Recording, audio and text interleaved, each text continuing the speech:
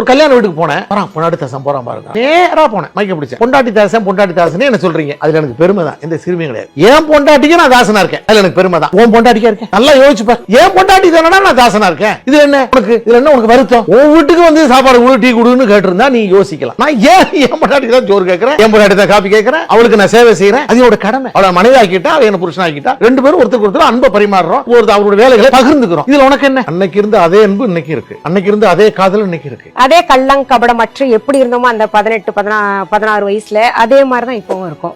மனசை இளமையா வச்சுக்கணும். எங்க உடம்ப இளமையா வச்சுக்கணும்னு சொல்றதுல லாஜிக் இருக்கு. மனசை எப்படி இளமையா வச்சுக்கணும்னா, நமக்கு வயசு ஆயிட்டு அப்படிங்கிற நினைப்பை தூக்கி போட்டுருணும். எனக்கு 23 எண்டா, இவருக்கு கொஞ்சம் லேட் தான். ஆமா, 10 years கேப்னு வச்சுக்கோங்களேன். எனக்கு 23 ஆச்சு. அது அப்படியே சொல்லலாம். என்னை விட கொஞ்சம் வயசு 30 ஒரு முடிச்சிருக்கலாமா இல்லையா? Holidays nale, adu namma GT Holidays da, South India's #1 travel brand.